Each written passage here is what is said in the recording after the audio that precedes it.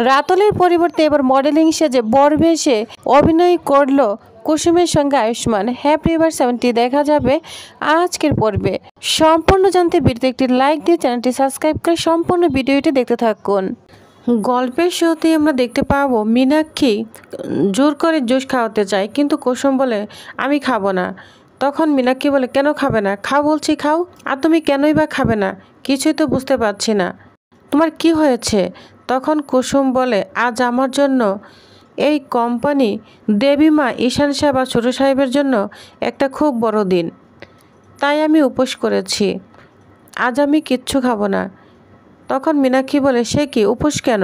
তোমাকে তো খুব চিকনা চিকনা লাগবে উপোস করলে, ক্ষতি তো আমাদেরই হবে। কুসুম দেখো, আচ্ছা ঠিক আছে, আয়ুষের সঙ্গে কথা বলে দেখি, তোমাকে যদি উপোস করার পারমিশন দেয় তাহলে তুমি উপোস করবে, ঠিক আছে? এই বলে মীনাক্ষী আয়ুষের কাছে চলে যায়। এদিকে কুসুম খুব চিন্তায় পড়ে যায়। অন্যদিকে দেখা যায় মডেলিং করার জন্য সব কিছু ঠিক করছে, অন্যদিকে মীনাক্ষী খুব চিন্তায় পড়ে যায়, বলছে কি মুশকিল, শ্যুট শুরু হয়ে যাবে, 40 মিনিট মতো বাকি আছে। কুসুম জুসটা কিছুতেই খেলো না। এরকম করলে শ্যুট তো হয়েই যাবে, আমাদের প্ল্যান তো এবারও ফেল করবে, কি যে করি। তখনই মীনাক্ষী দেবলিনীকে সবটা জানানোর জন্য ফোন করে। এদিকে দেবলিনা ট্রাই করছে, কিন্তু মীনাক্ষীকে ফোনে পাচ্ছিল না। তখন দেবলিনা বলে এমনি সময় আমাকে অনেকবার ফোনে ডিস্টার্ব করে, আর এখন কাজের সময় ওনার পাত্তাই নেই। একটা কাজ করতে এতক্ষণ সময় লাগে? তো দেবলিনা ফোনের জন্য অপেক্ষা করতে থাকে। তখনই মীনাক্ষী দেবলিনাকে ফোন দেয়, বলছে এই তো ফোন করেছে। তখন বলে আন্টি কাজ হয়েছে? তখন মীনাক্ষী বলে না হয়নি। তখন দেবলিনা বলে তুমি কি বলতে চাচ্ছ হয়নি মানে? তখন মীনাক্ষী বলে কুসুম তো জুসটা খায়নি, কুসুম নির্জলা উপোস রেখেছে, তাই কিচ্ছু খাবে না। তখন দেবলিনা বলে নির্জলা উপোস কেন? তখন মীনাক্ষী বলে আজকে নাকি বিশেষ দিন, সেজন্য দেবীমা ঈশান সাহেব ছোট সাহেবের জন্য মানত করেছে, তাই ও আজকে সারাদিন কিচ্ছু খাবে না, নির্জলা উপোস। তখন মীনাক্ষী বলে আচ্ছা বলছি কি, তোমার কাছে কি একই ওষুধের ইঞ্জেকশন আছে? তাহলে আমি ওষুধটা ইঞ্জেকশনে পুশ করে দিতে পারতাম, না হলে কিন্তু শ্যুট বন্ধ করার কোনো উপায় নেই। তখন দেবলিনা বলে তোমার দ্বারা না কোনো কাজ হবে না, আমাকে যা করা করতে হবে। তখন মীনাক্ষী বলে আমিও তো ভাবছি। তখন দেবলিনা বলে না না, তোমাকে না আর ভাবতে হবে না, তোমার মাথায় কিচ্ছু নেই, তোমার মাথা থেকে কিচ্ছু বের হবে না, এই শ্যুট বন্ধ করে একটা উপায় আছে। তখন মীনাক্ষী বলে কি উপায়? দেবলিনা বলে ওষুধটা জুসের সঙ্গে মিশিয়ে রাতুলকে খাইয়ে দাও। তখন মীনাক্ষী বলে তোমার মাথায়ও না কোনো বুদ্ধি নেই, কুসুমের জুসটা যদি রাতুলকে খাওয়ায় তাতে কুসুমকে অজ্ঞান হবে? এটা কি টেলিপ্যাথি নাকি? তখন দেবলিনা বলে আরে বাবা তুমি কথাটা শুনো, আমাদের এ প্ল্যান ফেল করেছে, কিন্তু বিটাকে তো কাজে লাগাতে হবে। তখন মীনাক্ষী বলে প্ল্যান বি আবার কি? যা শুনে দেবলিনা বলে শুনো তাহলে, কারণ মীনাক্ষী আন্টি বলেছিল, ইন্দ্রাণী আন্টি বলে দিয়েছিল কুসুম শ্যুট তখনই করতে পারবে যখন রাতুল ওর পার্টনার হিসাবে অভিনয় করবে, কিন্তু রাতুল যদি অজ্ঞান হয়ে যায় তাহলে কুসুম শ্যুটে কার সাথে বসবে? রাতুল না থাকায় কুসুমের আরও বেশি অপমান হবে, 300 লোকের সামনে ওকে মণ্ডপে এভাবে দাঁড়িয়ে থাকতে হবে, ওর মুখের সামনে শ্যুটটা হয়ে যাবে ক্যান্সেল। তখন মীনাক্ষী এই প্ল্যান শুনে অনেক খুশি হয়ে যায়। তখন মীনাক্ষী কাকি বলে আচ্ছা যাই, চট করে জুসটা রাতুলকে খাইয়ে দিয়ে আসি। তখন দেবলিনা বলে আমি বাইরে গাড়ি নিয়ে রাতুলের জন্য অপেক্ষা করছি, আর রাতুলকে এখান থেকে দূরে নিয়ে যাওয়ার দায়িত্ব আমার, বুঝতে পেরেছ? তখন মীনাক্ষী ফোন রেখে রাতুলের রুমের দিকে চলে যায়। এদিকে মীনাক্ষী একটা ওয়েটার দিয়ে 1 গ্লাস জুস দেয়, বলছে এটা তুমি বরকে খাওয়াবে। তখন বলে আমার এত সাহস নেই, আমি পারবো না। তখন মীনাক্ষী বলে তোমাকে দিয়ে কিচ্ছু হবে না, তুমি আগেরবার ফেল করেছো, এখন বলছো পারবে না। তখন ওইটা বলতে থাকে আমি পারিনি তো কি হয়েছে, আপনি করে দেখান, আমি পারবো না। তখন মীনাক্ষী রাগান্বিত হয়ে ওয়েটারকে বলে তোমার এত বড় সাহস, তুমি আমার মুখের উপরে কথা বলছো? তখন বলে হ্যাঁ ম্যাডাম বলছি, এই কাজে রিস্ক রয়েছে, তবে হ্যাঁ আমাকে ডবল টাকা দিতে হবে, তাহলে আমি এই কাজটা করব, দিন টাকা দিন। তখন মীনাক্ষী টাকা দেয়। তখন লোকটা টাকা নিয়ে খুশি মনে কাজটি করতে যায়। এদিকে ঈশান রাতুলকে সব কিছু বুঝিয়ে দিয়ে যায় আর বলে 20 মিনিট বাকি আছে, তুমি এক্ষুনি রেডি হয়ে নাও।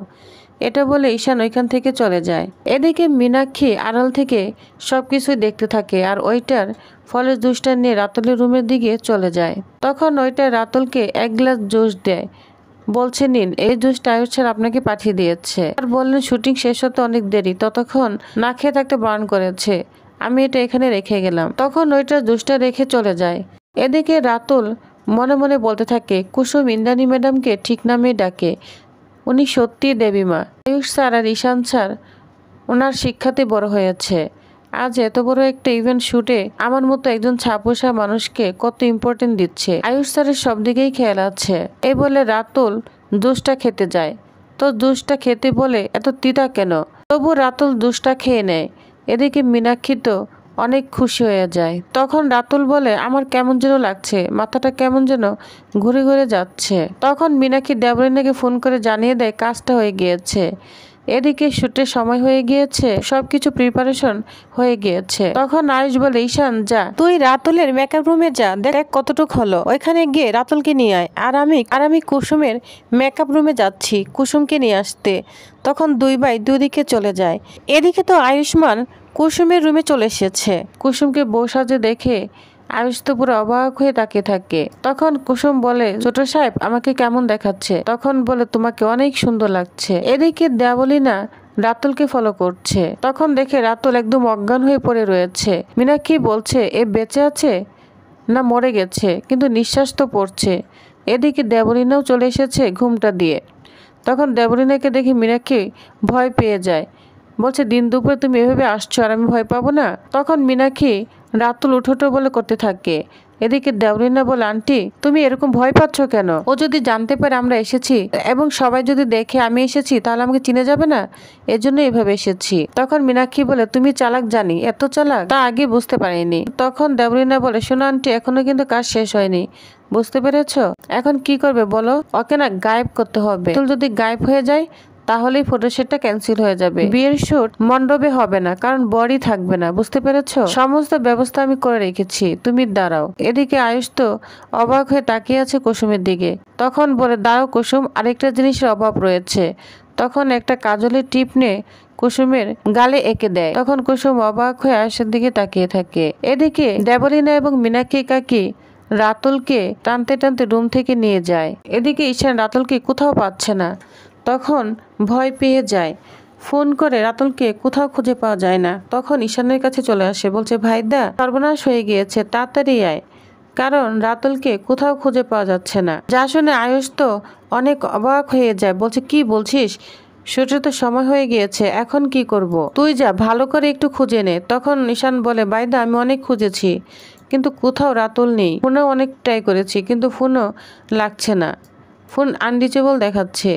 যা শুনে আয়ুষ তো পুরোই অবাক হয়ে যায়। তখন দেবলীনা রাতুলের মোবাইল থেকে মেসেজ লিখে দেয় যে আমি একটা ইমার্জেন্সিতে পড়ে গিয়েছি, আমার পক্ষে এই শ্যুটটা করা সম্ভব নয়। যা শুনে আয়ুষ তো আরও অবাক হয়ে যায়, বলছে, এই লাস্ট মুহূর্তে এসে ও এত বড় ডোজ দিল আমাদের, এখন কি করব? তখন ঈশান বলে, ভাইদা তাহলে তো এই শ্যুট কিছুতেই ক্যান্সেল করা যাবে না, তাহলে আমাদের অনেক লস হবে। তোর সাথে আমাকে এই সুযোগটা দিয়েছিল মা, তাহলে কি করবো এখন? মান বলে, কিছুতেই এটা সম্ভব নয়, কারণ এই শ্যুটটা কুসুমকে দিয়েই করাতে হবে। আর মা শর্ত দিয়েছে কুসুম এই শটটা শুধু ওর বরের সঙ্গেই করতে পারবে, কারণ কোম্পানির লস আমি মেনে নিতে পারবো কিন্তু মায়ের আদেশ আমি অমান্য করতে পারবো না। এই বলে আয়ুষ এখান থেকে চলে যায়। আর ঈশান তো এদিকে অনেক ভয় পেতে থাকে। অন্যদিকে ইন্দ্রাণী বাড়িতে মন দিয়ে পূজা করছে।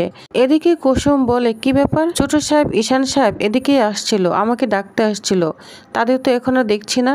এদিকে শুটেরও তো সময় হয়ে গিয়েছে। তো এটা বলে কুসুম খুব চিন্তায় পড়ে যায়। তো টিউবার্স, তাহলে আপনাদের কি মনে হয় অবশেষে শুট কার সঙ্গে হচ্ছে? রাতুল তো গায়েব হয়ে গিয়েছে। তাহলে নেক্সট আকর্ষণীয় পর্বটি জানতে অবশ্যই আমার সাথেই থাকুন। ধন্যবাদ।